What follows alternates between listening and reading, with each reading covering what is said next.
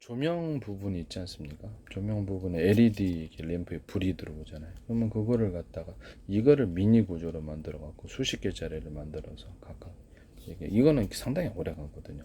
그래서 이렇게 고장나면 이것만 딱 이렇게 딱 돌려서 이렇게 미니 구조를 이만큼도 만들 수 이만큼 만들 수는 있거든요. 또는 백열 전구 같은 건 이렇게 크리스마스 추리처럼 전구를 만드시잖아요. 그러면 그거를 안에 필라멘트를 유리석용 코팅제, 세라믹 유리막 코팅제를 넣어서 제조하시면 필라멘트를 이렇게 약간 거기다가 두껍게 만들어줘요. 이게 약간 두껍게 이런 식으로 필라멘트 사이에 약간만 더 두껍게 나오면 이게 빛이 밝아요. 그렇게 이제 배경으로 필라멘트 만드시면 제 기술입니다. 그래서 유리석용 코팅제, 세라믹 유리막 코팅제를 필라멘트에 같이 써서 제조를 하면 훨씬 오래 갑니다. 수십 개짜리, 수백 개짜리 만들어서 그렇죠. 조명으로 만들 수 있어요. 자동차 조명도 만들 수 있고, 자동차 조명도 이렇게 램프를 크고 작은 것을 꽂으면 되죠. 여러 개를. 예, 그런 방식으로 하시면 제 기술이 되겠습니다.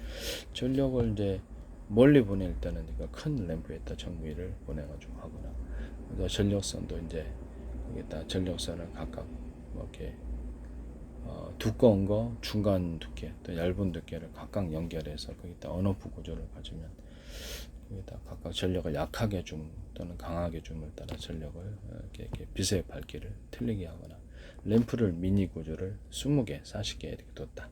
그러니까 10개만 쓴데 5개만 쓴 이런 걸로 빛을 조절할 수 있습니다.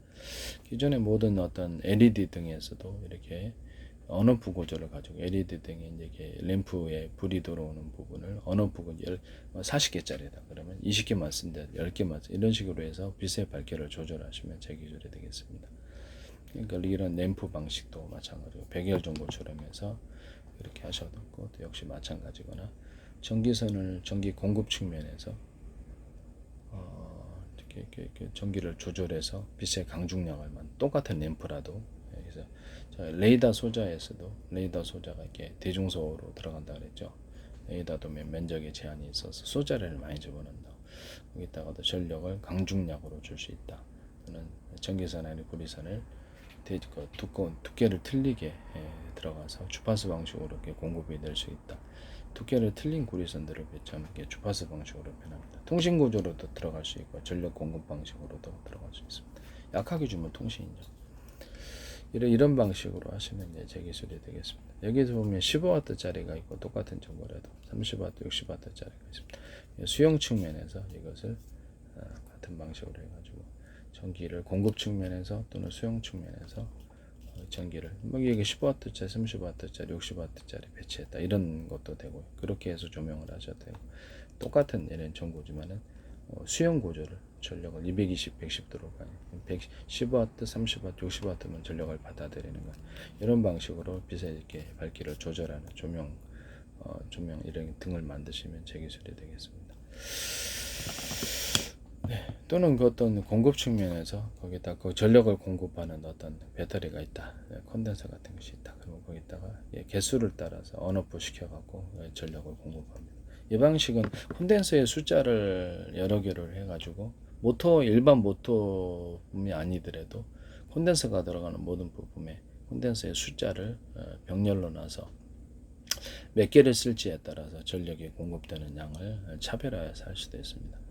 그래서 기존의 콘덴서를 금속에다 전기를 축적할 수 있다는 제 이론에 따라서 전기선 안에 구리선을 두텁게 만들어서 모터의 직전선에서 거기에 전력을 충전하는 카패시터를 만들 수 있다. 콘덴서도 되는 거죠. 그거를 구리 막대기다. 그러면 콘센트에 이거 부품 들어가요. 이게 부품 들어가는데 이게 너무 얇아서 이게 일종의 전선 역할을 하는 거죠. 피복은 없지만 이걸 두껍게 만들어서 여기다 카패시터를 만든다는 거죠. 여기가 축적이 되면 이게 고장이 너무 잦아요. 이게 얇아서 그런 거예요. 이것도 알아야지 보는 거예요. 모르면 못 봐요. 이것도 얇기 때문에 이걸 전체를 두텁게 만들어서 전기를 축적을 좀 많이 하든가 이렇게 원가가 많이 들면 구리줄이라도 두꺼운 걸 구워서 보강을 해줘야 됩니다. 이렇게 콘덴서 만드시면 제 기술이 되고 콘센트 만드시면 제 기술이 되겠습니다.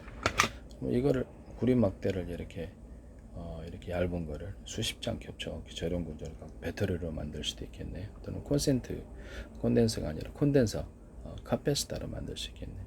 당연히 가능합니다. 그렇게 만드시면 제 기술이 되겠습니다.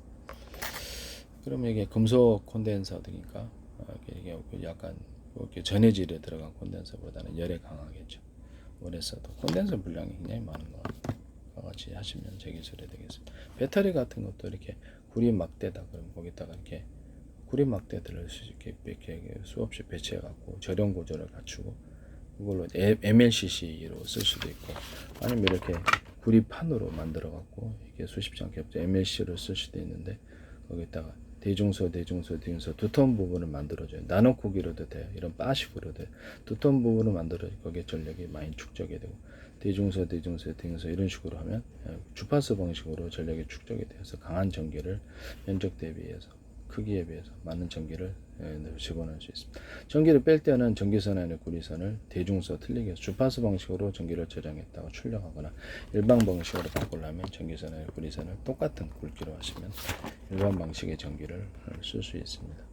이거는 수십 장, 수백 장 겹쳐갖고 저런 구조 가져서 배터리를 만들거나 태양전지로도 만들지. 태양빛을 딱 비춰주고 전기를 확 걸어주면 걸어주는 게 중요합니다. 이렇게 어떤 지하수 펌프에다 물 한 바가지 있고 이렇게 지하수를 끌어올리는 방식이 되는 거예요. 이렇게 그렇게 하시면 되게 좋습니다. 화학 배터리 할 때도 제가 말씀드렸는데 소금 영역이다. 그러면 이제 바닷물로 하시면 되겠죠. 거기다가 금속을 얇은 거를 수십 장이나 수백 장 이렇게 들어갈 수 있는 대로 다 꽂아놓고 각각 전선을 연결해요. 그래서 거기다가 전기선은 서로 굵기가 틀린 구리선들이 들어가면 좋아요. 그러면 주파수 방식으로 전력 확 걸어주니까 쫙 걸어주면 지하수 물 펌프 물 한 바가지 부고 전력을 끌어당기는 현상이 생기는데 그래서 전기 분해 현상이라는. 그래서 이거를 가지고 물에다 전기가 흐를 거니까 그래서 그러면 거기가 딱 전력으로 전환되는 율이 굉장히 높습니다.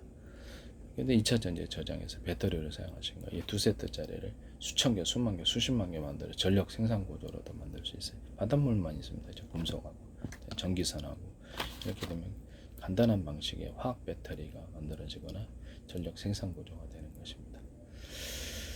이렇게 하시면 이제 제 기술 구조가 되겠습니다. 금속이 얇을수록 좋아요. 그래서 두꺼운 거 금속 들어가는 것보다 크고 작은 것도 들어갈 수 있어요.